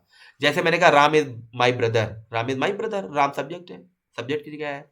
बट मैंने कहा आई डोंट लाइक राम, तो ऐसा नहीं मैं श्याम लिख दूंगा, राम ही लिखूंगा, राइट। अगर आपने डेलही, वर्ब के पहले डेलही लिखा है तो डेलही रहेगा, और वर्ब के बाद अगर आप डेलही को लिख रहे हो तो भी बेटा डेलही ही रहेगा। Noun will never be changed as a subject और एन ऑब्जेक्ट, मैंने लिख दिया है। नाउन में कभी कोई परिवर्तन नहीं होता है एज अ सब्जेक्ट और एन ऑब्जेक्ट। सब्जेक्ट ऑब्जेक्ट की जगह नाउन की स्पेलिंग में कभी कोई चेंज नहीं होता है, but pronoun will always be change, लेकिन प्रोनाउन हमेशा चेंज होता है। कैसे होता है, यहीं पे मैंने लिखा था आई नो हिम, बताइए क्या आई का मैंने यहां पर आई लिखा है, नहीं लिखा है, मी लिखा है। क्या हिम का मैंने यहां हिम लिखा है, नहीं, ही लिखा है। तो प्रोनाउन हमेशा चेंज होता है। आई नो हिम का क्या हो गया, he is known to me, तो देखिए आई का मी हो गया, हिम का ही हो गया। तो प्रोनाउन लेकिन हमेशा चेंज होता है, राइट। जैसे देखिए वर्ब के पहले अगर आप ही लिख रहे हो तो वर्ब के बाद आप हिम लिखोगे, वर्ब के पहले अगर आप आई लिख रहे हो तो वर्ब के बाद आप मी लिखोगे, यहां शी लिख रहे हो तो यहां हर लिखोगे, यहां दे लिख रहे हो तो यहां देम लिखोगे। तो प्रोनाउन हमेशा चेंज होता है। प्रोनाउन भले नाउन की जगह पर आता है लेकिन नाउन सब्जेक्ट ऑब्जेक्ट के रूप में कभी चेंज नहीं होता है, प्रोनाउन बच्चे हमेशा चेंज होता है। ये भी एक कॉन्सेप्ट है, याद रखना, ये भी बेटा एक कॉन्सेप्ट है, अच्छे से याद रखना, राइट। इसे कहते हैं डिटेल्ड वे में कॉन्सेप्ट पढ़ना और पढ़ाना। अगर आप कहीं कुछ पढ़ाने जा रहे हो तो बेटा मैं फिर बता रहा हूं, चीजों को कॉन्सेप्चुअल तरीके से पढ़ाइएगा, तभी जाके इंग्लिश में मजा आएगा। ठीक है, तो ये दूसरा कॉन्सेप्ट आपको पता चल गया। पहला कॉन्सेप्ट आपको पता चला कि सब्जेक्ट और ऑब्जेक्ट की जगह पर कुछ भी रखेंगे, चाहे नाउन हो, प्रोनाउन हो, वर्ब हो, वो नाउन का ही काम करेगा, सब्जेक्ट ऑब्जेक्ट नाउन बनता है। दूसरा कॉन्सेप्ट आपको पता चला कि सब्जेक्ट ऑब्जेक्ट के रूप में नाउन में कभी कोई परिवर्तन नहीं होता, लेकिन प्रोनाउन में चेंज होता है, ये आपको पता चला। तो ये छोटी छोटी बातें आज आपको पता चली। और इंग्लिश में बेटा मैं आपको बता दूं, इंग्लिश में कभी भी मैं बता दूं आपको, इंग्लिश में वर्ड इंपॉर्टेंट नहीं होता, वर्ड की प्लेस वैल्यू इंपॉर्टेंट होती है। उसकी जगह बदलती जाएगी, उसका नाम काम धाम सब बदलता चला जाएगा। ये चीज आप अच्छे से ध्यान रखिएगा। यही सब चीजें मुझे आपको पढ़ानी है आगे। जैसे देखिए कैसे प्लेस चेंज होने पर नाम काम धाम सब बदल जाता है, ये मैं आपको बताता हूं। देखिए जैसे मैंने लिखा running is good for health, running is good for health. तो रनिंग क्या है, यहां पर सब्जेक्ट की जगह पे आया है, नाउन का काम करेगा, राइट। लेकिन अगर मैंने लिखा I want to see you in running zone, मैंने कहा मैं आपको रनिंग जोन में देखना चाहता हूं, तो अब बताइए, अब ये रनिंग है ना जो जोन के जस्ट पहले आ रहा है, अब ये रनिंग जोन की क्वालिटी बता रहा है, तो ये एडजेक्टिव बन गया, इसी को पार्टिसिपल कहते हैं। क्या होता है सब डिटेल में बताएंगे। कहने का मतलब है जब ये रनिंग इज़ेमार के बाद आएगा तो वर्ब बनेगा, सब्जेक्ट की जगह आएगा तो नाउन बनेगा, और किसी नाउन के लिए आएगा तो ये एडजेक्टिव भी बनता है। जैसे आप लोग स्कूल वगैरह में देखते होंगे लिखा रहता है ड्रिंकिंग वाटर, क्या लिखा रहता है, ड्रिंकिंग वाटर। कभी आपने सोचा है वाटर तो वहां नाउन है, ड्रिंकिंग क्या काम कर रहा है, ड्रिंकिंग गाइस एडजेक्टिव का काम कर रहा है। ऐसे ही आईएनजी को प्रेजेंट पार्टिसिपल कहते हैं। ये सब आपको आगे डिटेल्ड वे में पढ़ाया जाएगा, अभी दूसरे तीसरे वीडियो में पढ़ाएंगे। ठीक है, तो कोई भी प्रॉब्लम हो, कोई भी दिक्कत हो गाइस, पूछते जरूर जाइएगा, कॉल जरूर करिएगा क्लास के बाद कि सर यहाँ पे थोड़ी सी मुझे प्रॉब्लम हुई है। कहीं भी कोई प्रॉब्लम हो गाइस आप पूछिएगा जरूर। ठीक है, अब आइए आगे बढ़ते हैं, आगे की चीजें अब हम लोग देखते हैं। तो पहला कॉन्सेप्ट अब खत्म होता है, नाउन से रिलेटेड जो इश्यूज थे वो हम समझ गए। आपने क्या समझा मैं एक बार डिटेल्ड वे में बता दे रहा हूं कि नाउन क्या होता है, सब्जेक्ट ऑब्जेक्ट की जगह पे जो भी हम यूज करते हैं वो नाउन होता है, राइट। प्रेपोजिशन की क्या इंपॉर्टेंस है, प्रेपोजिशन के बाद ऑब्जेक्ट आता है, राइट। ये सब छोटी छोटी बातें आपने समझी। अभी मैं प्रेपोजिशन से रिलेटेड और भी इश्यूज आपको बताऊंगा, इसको और डिटेल्ड वे में पढ़ाऊंगा, राइट। अब चलिए बेसिक ग्रामर में हम लोग सेकंड कॉन्सेप्ट देखते हैं। क्या देखते हैं, सेकंड कॉन्सेप्ट, ए एन और द आर्टिकल का कॉन्सेप्ट देखते हैं। ये सेकंड कॉन्सेप्ट है आपका। देखिए बचपन से आप लोगों ने पढ़ा है कि 5 वॉल्स होते हैं, वॉवेल नहीं वॉल्स बोलते हैं इनको, 5 वॉवेल्स होते हैं, right. A E I O you, ये तो आप लोगों को बचपन से पता है, राइट। ये 5 होते हैं, राइट। लेकिन इनके साउंड मैं आपको बता दूं 20 होते हैं। इनके साउंड्स कितने होते हैं, 20 होते हैं। वॉल साउंड्स कितने होते हैं, 20। वॉल्स कितने होते हैं, 5। साउंड्स 20। ऐसे ही आपने पढ़ा है कॉन्सोनेंट्स भी आपने पढ़ा, कॉन्सोनेंट देखिए, कॉन्सोनेंट्स 21 होते हैं, राइट। कितने होते हैं, 21 कॉन्सोनेंट्स होते हैं। लेकिन इनके साउंड्स कितने होते हैं मैं आपको बता दूं, 24 साउंड्स होते हैं, और वॉल साउंड 20 होते हैं। तो अगर 20 और 24 को हम ऐड कर दें तो कितने हो जाएंगे, 44। टोटल जो साउंड्स होते हैं वो 44 होते हैं, और इंग्लिश में लेटर्स अगर देखा जाए तो 26 होते हैं। ये सब बेसिक सी बातें हैं, सब किताबों में मिल जाएगा आपको, ये सब किताब मिल जाएगा, ये सब मैं भी पढ़ाऊंगा। But why article, why you study article, लेकिन आप आर्टिकल पढ़ते क्यों, इंग्लिश में आर्टिकल्स को पढ़ने की जरूरत क्यों पड़ी, कौन सा ऐसा बंदा है, क्या ऐसी चीज है, अगर वो ना हो तो आर्टिकल हम नहीं पढ़ेंगे, ऐसा क्यों जरूरत पड़ी। तो आइए मैं आपको बताता हूं। देखिए articles will come only for noun, मैं आपको बताना चाहता हूं articles will come only for noun. तो जो कॉन्सेप्ट है वो ये है, articles will come only for nouns. Articles का जो इंग्लिश में यूज होता है वो सिर्फ और सिर्फ किसके लिए होता है, नाउन्स के लिए होता है। और आप प्रयास करोगे भी ना तब भी आप गलत कर बैठोगे, किसी के लिए आर्टिकल नहीं बना है। आर्टिकल्स का यूज गाइस, आर्टिकल्स का यूज इंग्लिश में जो होता है वो किसके लिए होता है, सिर्फ और सिर्फ गाइस, सिर्फ और सिर्फ किसके लिए होता है, कि सिर्फ और सिर्फ नाउन के लिए ही होता है। जैसे देखिए मैं प्रूफ करने जा रहा हूं, अगर मैं यहां लिखूं आ इज, क्या आपको ये सही लग रहा है, नहीं, आप कहोगे सर ये तो बिल्कुल और लग रहा है, तो आर्टिकल ये बात है वर्ब के लिए नहीं आते हैं। अगर मैं यहां लिखूं आ ऑन, क्या आपको सही लग रहा है, आपको नहीं सर नहीं अच्छा लग रहा है, तो आर्टिकल प्रेपोजिशन के लिए भी नहीं आते हैं, सुनने में ही सही नहीं लग रहा है। अगर मैंने लिखा यहां पर आ स्लोली, इतना लिख के छोड़ दूं, आपको सही लग रहा है? नहीं, आप कहोगे सर क्या मीनिंग है, तो आर्टिकल एडवर्ब के लिए भी नहीं आते। अगर मैंने लिखा आ एंड, क्या आपको सही लग रहा है? नहीं नहीं, आ एंड क्या होता है? तो आर्टिकल कंजंक्शन के लिए भी नहीं आते। अगर मैंने लिखा आ गुड, तो आपने ये तो सुना होगा आ गुड। एक मिनट, थोड़ा सा मार्कर हिल रहा है, इसको जरा सा मैं सही कर लेता हूं। राइट, यहां पर अगर मैं लिख दूं बेटा आ गुड, तो क्या आपको सही लग रहा है? सुनने में तो सही लग रहा है, लेकिन आ गुड होता क्या है? क्या आ गुड की कोई मीनिंग है? आप कहिए सर कल मैंने बहुत अच्छा खाया, yesterday I ate a good. मैं कहूं क्या कहना, ये नहीं बताएंगे, आ गुड से समझ जाओ। तो आ गुड की कोई मीनिंग है? इंग्लिश का मतलब ये नहीं होता आप कुछ भी कहीं भी लिख दीजिए, उसकी एक मीनिंग होनी चाहिए। तो ये बात तय है, आ गुड आर्टिकल एडजेक्टिव के लिए भी नहीं आता है। आप पिताजी से कहिए मैं आपके लिए एक बहुत अच्छी लाया हूं, पापा कहें क्या, कहना ये नहीं बताऊंगा, तो मैं आपके लिए आ गुड लाया हूं, इससे अंदाजा लगा लीजिए। तो आ गुड की भी कोई मीनिंग नहीं है, सुनने में भले सही लग रहा हो। तो आर्टिकल इंग्लिश में किसी के लिए नहीं आता है, किसी के लिए नहीं, ना वर्ब के लिए, ना प्रेपोजिशन के लिए, ना एडवर्ब के लिए, ना कंजंक्शन के लिए, ना किसी के लिए नहीं आता है। लेकिन ये बताइए, अगर मैं लिख दूं आप पेन, बताइए सही लग रहा है कि नहीं? अगर मैं लिख दूं द रिवर, बताइए सही लग रहा है कि नहीं? बिल्कुल सही लग रहा है। ये सारे क्यों आपको गलत लग रहे थे, ये सारे आपको क्यों सही लग रहे हैं? क्योंकि ये इसी के लिए बना है।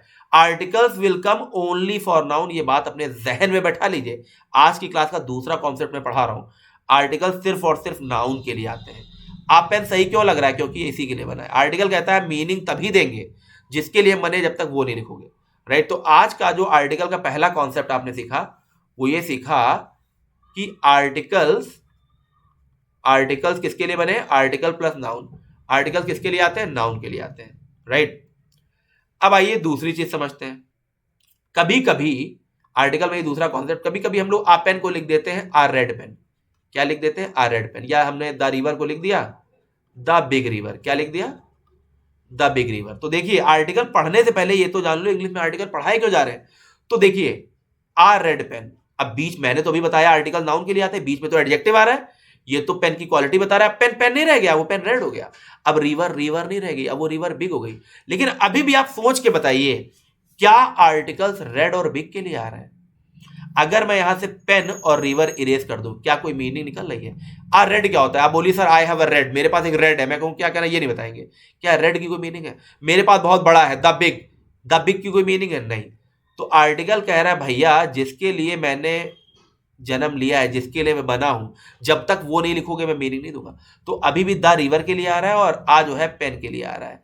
बस बीच में क्या आ गया, जो रेड और बिग आ गया, ये नाउन के लिए आ रहा है। आपको पता ही है एडजेक्टिव तो नाउन के लिए आता ही, उसकी क्वालिटी बताता है।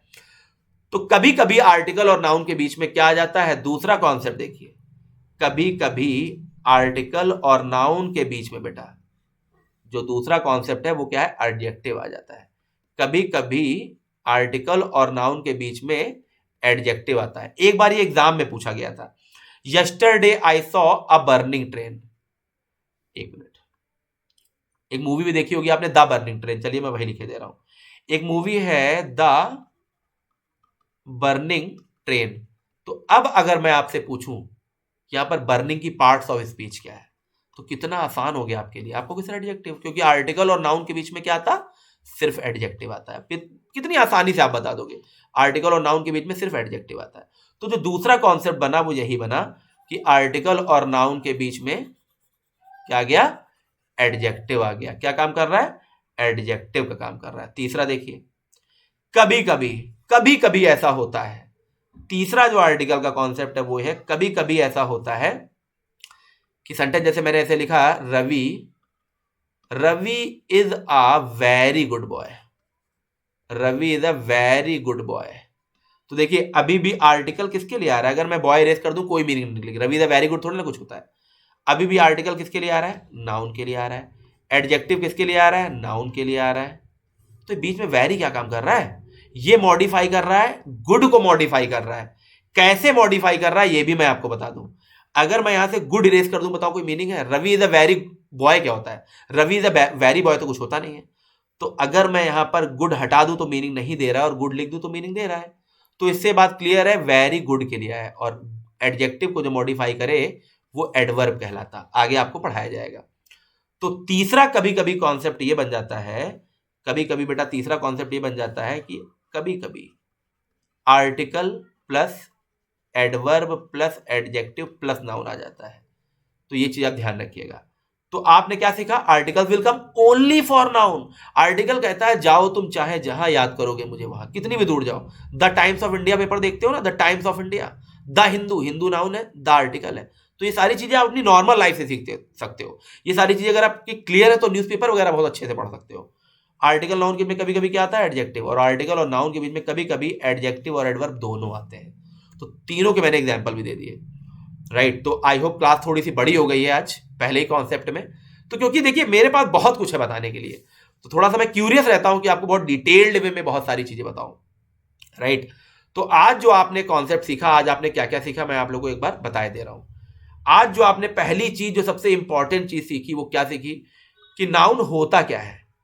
तो कोई भी चीज जो सब्जेक्ट और ऑब्जेक्ट की जगह पर आ जाए वो नाउन का काम करती है। ओरिजिनल में वो नाउन हो और चाहे ना हो, पूरी डेफिनेशन। ओरिजिनल में वो नाउन हो और चाहे ना हो।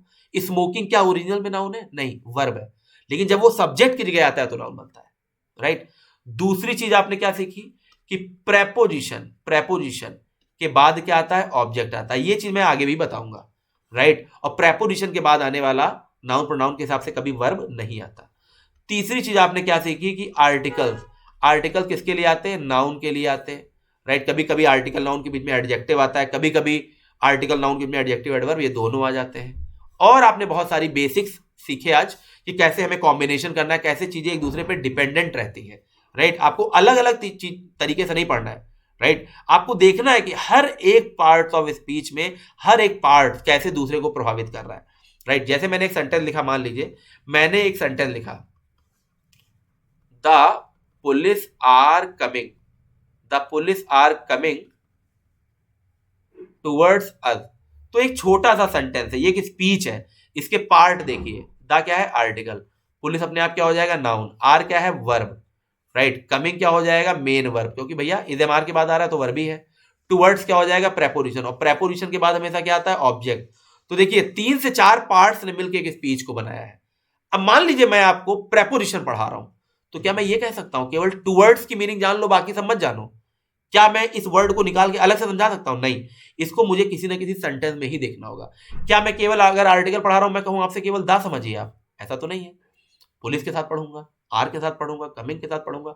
तो ऐसे ही हमें पढ़ना है। तो ऐसे ही अभी 2-3 क्लासेस में और लूंगा, तब जाके मैं कोई एक चैप्टर शुरू करूंगा, नाउन या आर्टिकल व्हाटएवर, राइट। ऐसा नहीं कि मैं नाउन सिलेबस में तो नाउन से पढ़ाने लगा, पहले बेसिक समझना बहुत जरूरी है, राइट। तो मैं आशा करता हूं कि आज इस पहली क्लास में आपने बहुत ही एंजॉय किया होगा, आपको बहुत मजा आया होगा, राइट। अब इसी के आगे हम लोग स्टार्ट करेंगे, इसी के आगे हम लोग दूसरी क्लास स्टार्ट करेंगे, राइट। और उसको भी बहुत डिटेल्ड वे में पढ़ेंगे, ठीक। तो आप हमारे साथ जुड़े रहे, इसके लिए बहुत बहुत धन्यवाद। Thank you very much, best of luck. Class कैसी लगी गाइस, कमेंट करके आप हमें जरूर बताइएगा क्लास लगी कैसे, क्योंकि पूरी ईमानदारी, पूरी शिद्दत, पूरी मेहनत से मैंने आपको पढ़ाया है। कहीं भी किसी वर्ड में कोई प्रॉब्लम हुई हो, कहीं भी, क्योंकि देखिए क्लास होती रहती है, मिस्टेक्स जो है लाइफ का आपकी पार्ट है। वैसे मैं प्रयास करता हूं कभी कोई मिस्टेक ना हो, फिर भी आप क्योंकि स्टूडेंट हैं, आपके अपने व्यू, अपने विचार हो सकते हैं, तो आप हमें व्हाट्सएप जरूर करिएगा। इस वीडियो के कमेंट में आप जाके ये जरूर बताइएगा कि आपको ये क्लास कैसी लगी। Thank you very much, best of luck.